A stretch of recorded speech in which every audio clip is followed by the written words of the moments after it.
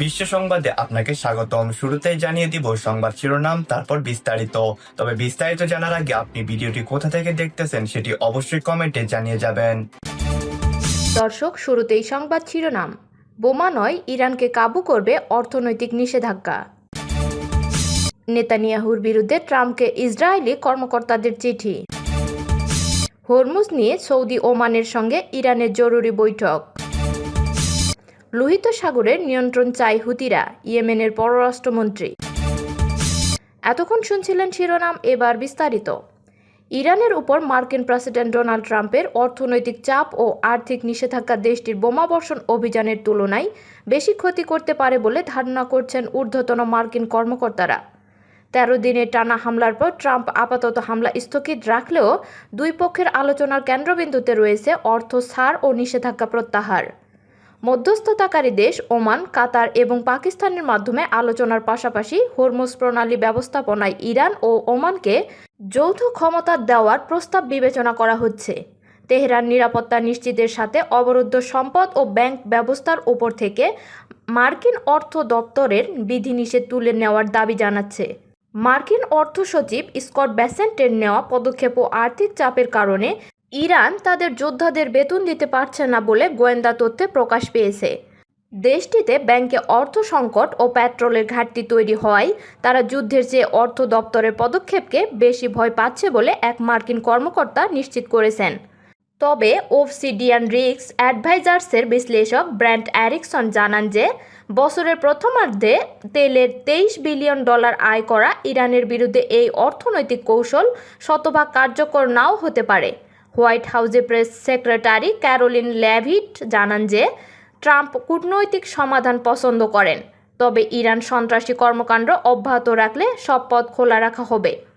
মার্কিন সামরিক বাহিনীর জয়েন্ট চিফস অফ স্টাফের চেয়ারম্যান জেনারেল ড্যান কেইন গোলা বারুদের মজুদ নিয়ে সতর্ক করলেও প্রেসিডেন্টের কাছে সামরিক ও অর্থনৈতিক দুই পথে জয়ী হওয়ার ক্ষমতা রয়েছে বলে কর্মকর্তারা জানান।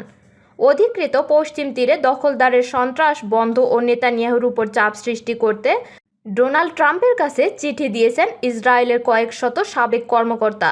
ইসরায়েলের সামরিক বাহিনী, শিন বেট, অভ্যন্তরীণ নিরাপত্তা সংস্থা, মোসাদ গোয়েন্দা সংস্থা, পুলিশ এবং কূটনৈতিক কোরের প্রায় 600 জন অবসরপ্রাপ্ত কর্মকর্তার সংগঠন কমান্ডার্স ফর ইসরায়েল সিকিউরিটি এই চিঠির উদ্যোগ নেয়। মঙ্গলবার হোয়াইট হাউসে নেতানিয়াহু ও ট্রাম্পের বৈঠকের আগে সোমবার তাদের পক্ষ থেকে ইসরায়েলের সাবেক ডেপুটি চিফ অব স্টাফ মাতান ভিলনাই চিঠিতে সই করে তা ট্রাম্পের কাছে পাঠান।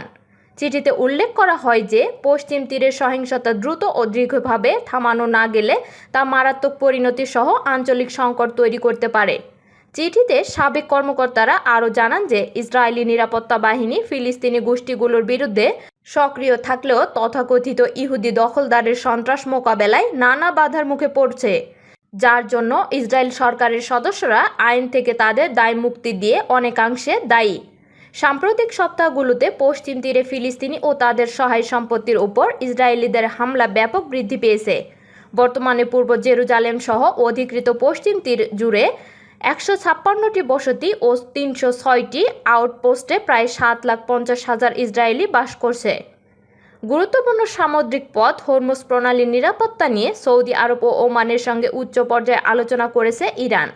দেশটির রাষ্ট্রীয় সংবাদ সংস্থা IRNA এ তথ্য নিশ্চিত করেছে।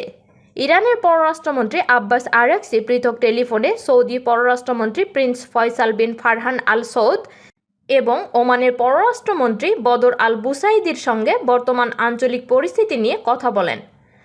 IRNA জানিয়েছে আলোচনায় দুই পক্ষ দ্বিপক্ষীয় সম্পর্কের পাশাপাশি মধ্যপ্রাচ্যের সর্বশেষ পরিস্থিতি পর্যালোচনা করেন। তারা আঞ্চলিক স্থিতিশীলতা বজায় রাখতে পারস্পরিক সহযোগিতা ও যৌথ কূটনৈতিক উদ্যোগ আরও জোরদারের উপর গুরুত্ব আরোপ করেন।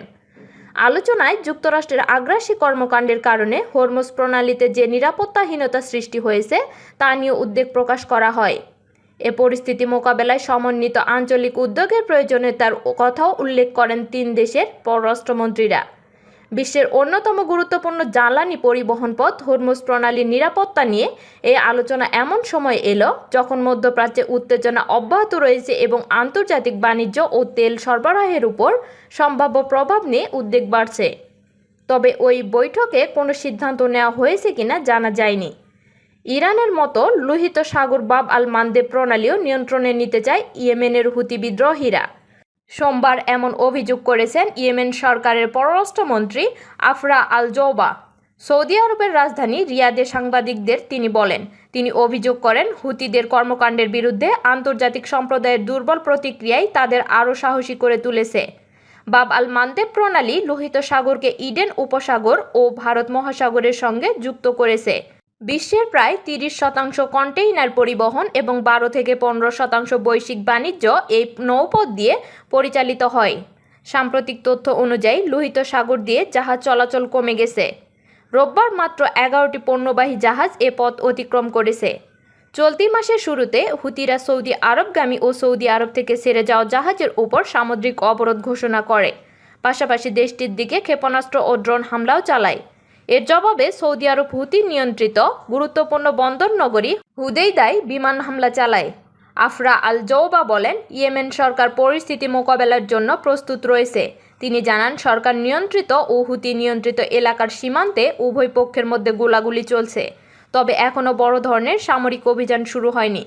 2014 সালের হুতিরা রাজধানী সানাইয়া দখল করার পর ইয়েমেনে গৃহযুদ্ধ শুরু হয়। 2022 সালে যুদ্ধবিরতি হলেও হুতিরা এখনও রাজধানী সহ দেশের বড় একটি অংশ নিয়ন্ত্রণ করছে। সৌদি আরবের পূর্বাঞ্চল ও রাজধানী রিয়াদ অঞ্চলের তেল স্থাপনা লক্ষ্য করে ইরাকের ভূখণ্ড থেকে একাধিক ড্রোন হামলার ঘটনা ঘটেছে, তবে সব ড্রোনই সফলভাবে ভূপাতিত করেছে দেশটির আকাশ প্রতিরক্ষা ব্যবস্থা। সোমবার এক বিবৃতিতে এ তথ্য জানিয়েছে সৌদি প্রতিরক্ষা মন্ত্রণালয়, খবর আনাদুলুর এজেন্সির। বিবৃতিতে বলা হয়, গত কয়েক ঘন্টায় ছোড়া ড্রোনগুলো লক্ষ্যবস্তুতে পৌঁছানোর আগেই ধ্বংস করে দেওয়া হয়েছে। সৌদি কর্তৃপক্ষের দাবি, ইরাকের ভূখণ্ড থেকে পরিচালিত এই হামলার পেছনে ইরান সমর্থিত গোষ্ঠীরা জড়িত। প্রতিরক্ষা মন্ত্রণালয় জানায়, সৌদি আরব তার ভূখণ্ড, গুরুত্বপূর্ণ অবকাঠামো ও জাতীয় নিরাপত্তা রক্ষায় বৈধ অধিকার সংরক্ষণ করে এবং উপযুক্ত সময় ও স্থানে হামলার জবাব দেওয়ার অধিকার রাখে। অন্যদিকে সৌদি পররাষ্ট্র মন্ত্রণালয় হামলার তীব্র নিন্দা জানিয়ে এক বিবৃতিতে বলেছে, দেশটির নিরাপত্তা, সার্বভৌমত্ব ও গুরুত্বপূর্ণ স্থাপনাগুলো রক্ষায় এবং আগ্রাসন প্রতিহত করতে তারা দৃঢ় প্রতিজ্ঞ। একই সঙ্গে হামলার উৎসের বিরুদ্ধে প্রয়োজনীয় জবাব দেওয়ার অধিকারও সৌদি আরবের রয়েছে বলে উল্লেখ করা হয়।